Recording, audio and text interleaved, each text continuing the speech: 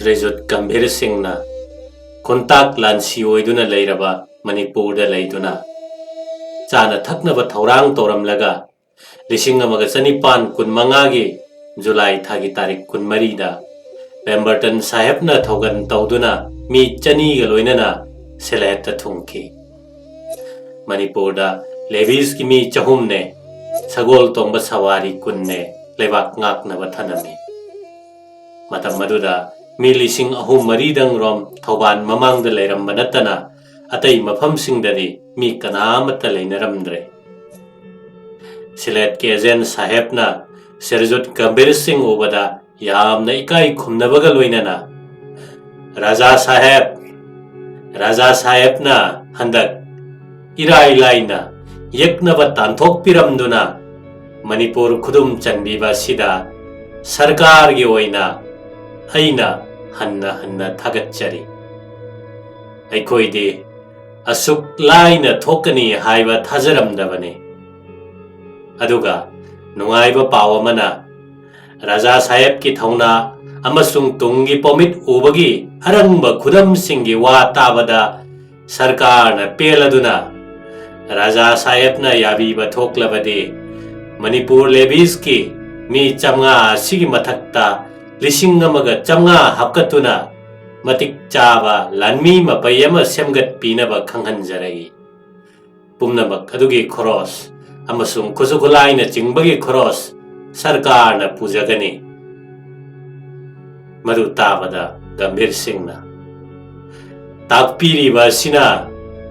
British Sarkar gi pukchel Asuk chawi haiba phongdokli Sarkarna takpiriba si Thuna pangthok jaraga Sarkar gi so Aikhoi gi so yeknaba oiriba kabo asi Pumtan tanthoknaba honajagani Asina taba Sarkar gi kanagadauba thabak ataida so Chingnaba leitana takpiraknaba ningsingjari Levis ki mi hengat hanbiba sigi tawbi mandi Mapoka simagi kaujararoi Aina hajariba pumnamaka si Sarkar da so khangan bikhrabadi Yamna nungai jagani Raja Sahebna takpiriba do Ngasimak balata khangan jakhragani Asum haina Leisi leithonnaba loiraba matungda Srejut asi Takar Saheb ka wari sanabada Mana thokpa Kulai paiba mi chatret amaso Manipur ngaknaba leihobagi wa Manipur da chanaba tangbagi wa Amasung chenakiba maitei sing hanjin hobagi wa su puthoktuna wari taunaki Maduda Takar Sahebna Manipur nauna semgatpagi thabakta Sarkar da mateng pangba yaba leirabaso Kanghanbiro Raja Saheb ki phibamna Leitaba haibadu thoktribanina Thabak singa sida Sen changadaba pumnamaksu Aikhoina mateng pangjagani Aduga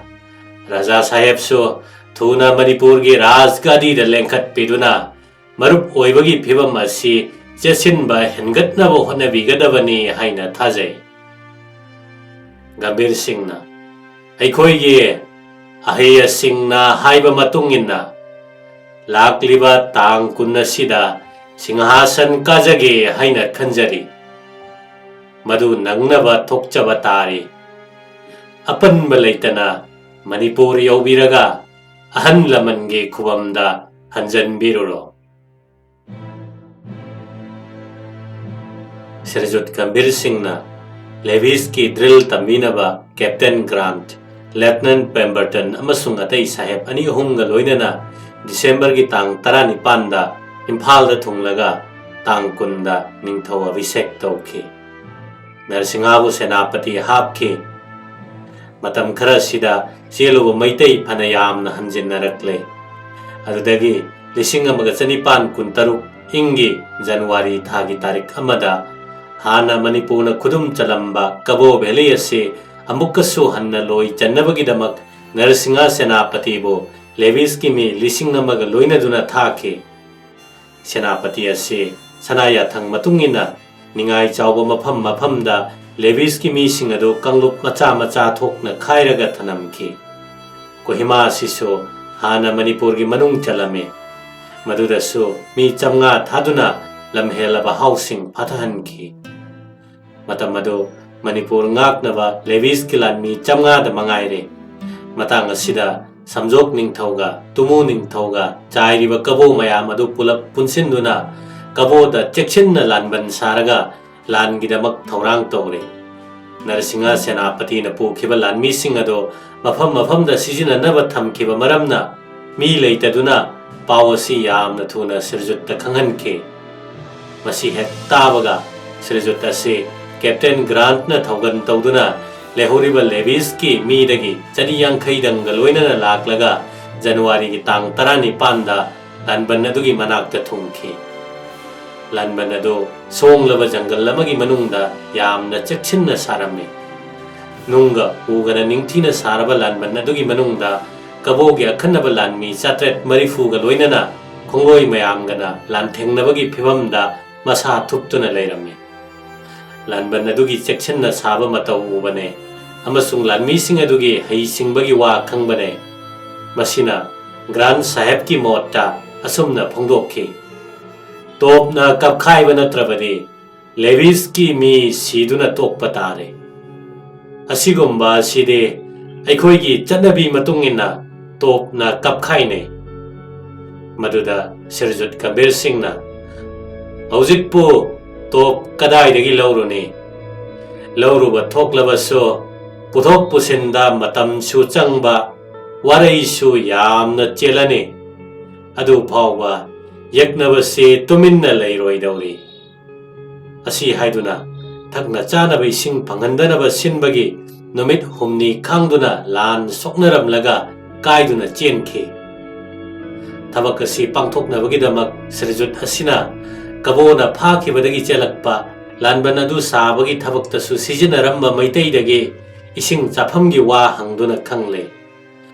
adudagi numidang amambada Grant amasung maitai officer ani ahumna tunginduna ising chapham adugi leifamna chingba munna yengoi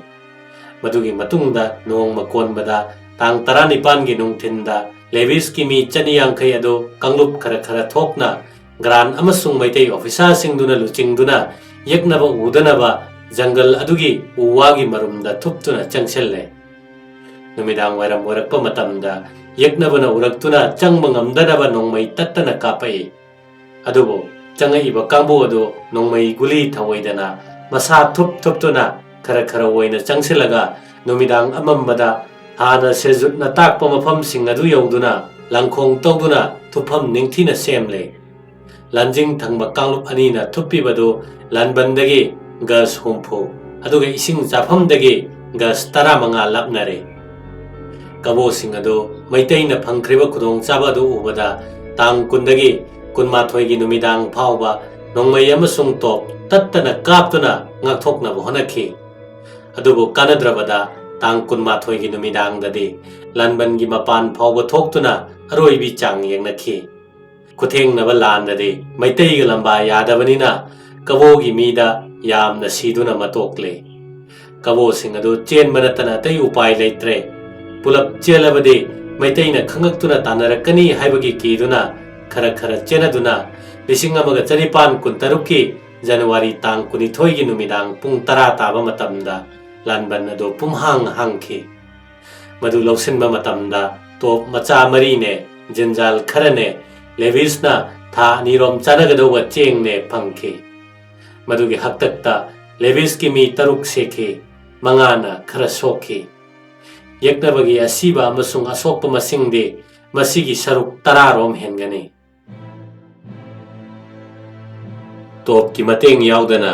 yaknaba tanthokpagi wa se Captain Grant na pikhiba report gi khangnaраktuna saheb singna gambir sing amasung levis pu yamna thagatnakhi kala adamini haiduna bharat masana tawba thabak singthana daba matam aduda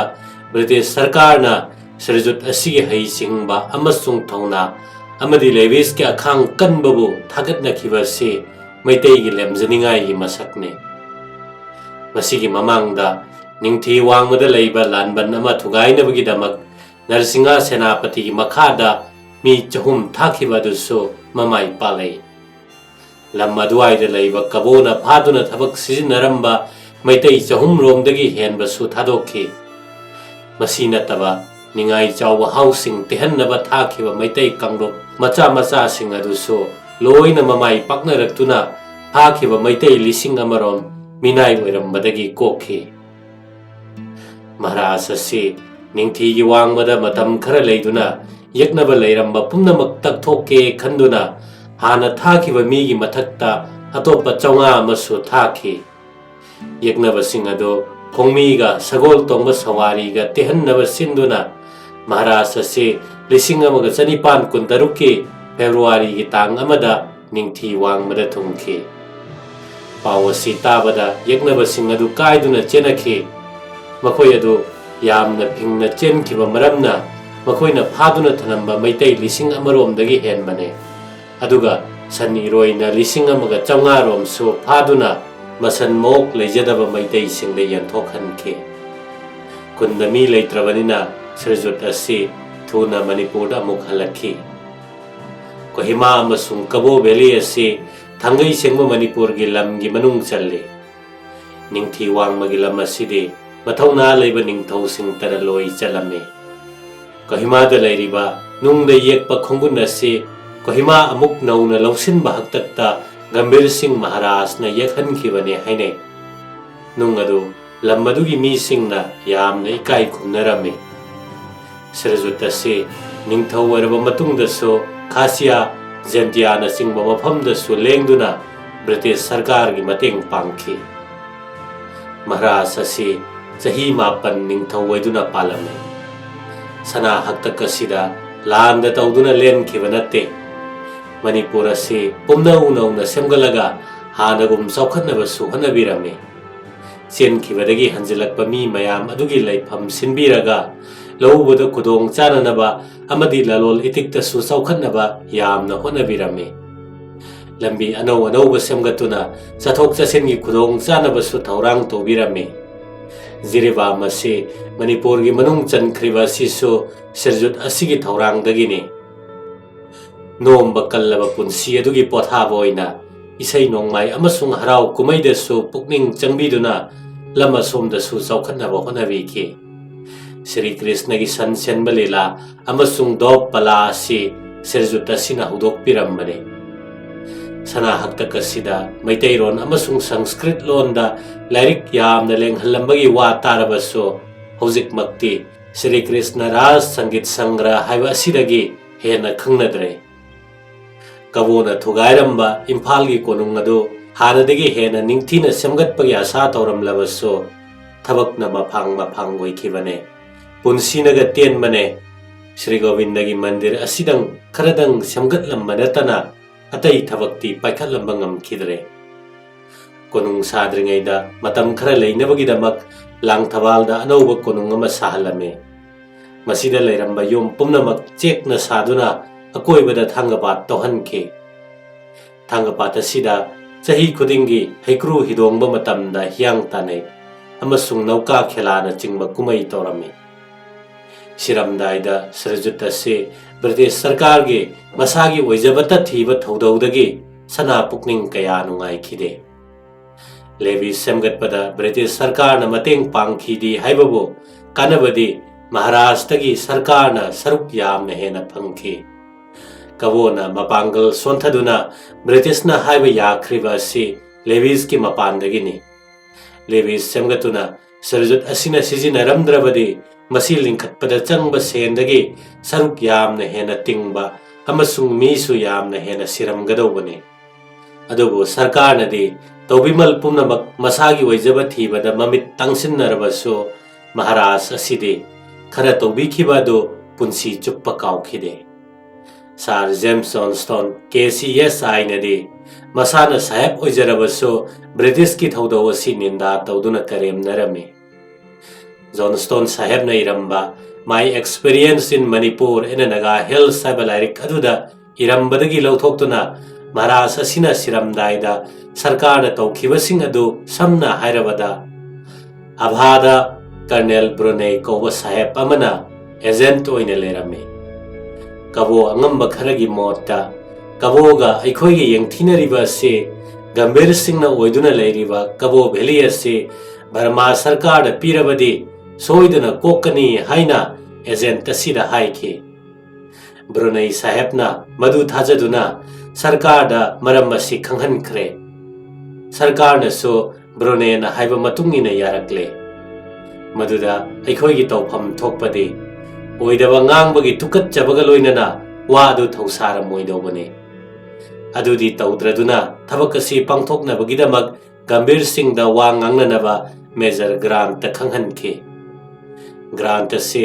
gambir singh ga madugi wa ngangnabada aidi yawningde haiduna yakhide wa si taraktuna thawaidadi nungai trabaso tawbiman ningsingduna chahi khudingi mayek koina lupa lising tarukti piu haina khangalami lamasi lising amaga chanipan kunthra marigi January tang mapanda kaboda pithoki numit asimaktada gambir singh so adum nonga khre aikhoigi thodau asidagi magumma marup amana siramdaida nungai khidaba du khallubada awabagi masakne asigumba thodau ase aikhoida raj bhakti so kaijadaba macha amasung masuda so adum matauki asumna tamjaningai oiraba sirjut ado mathwai nungai tana matam chadana nonga khi rajniti da su hai singba silam pumna maksu suba sirjut asina matam sang na hingbiram labadi manipur gi phibam yamna hena phagat pagaloinana thak su wangkhalam gadobani lebi sado lising amaga chanipan kunthra manga phawba manipur da leibirame matungda pan khiba ningthau singge haktaktadi mapung phaba ning tambagi phibam muthatuna political agent na khabai khara saba hoki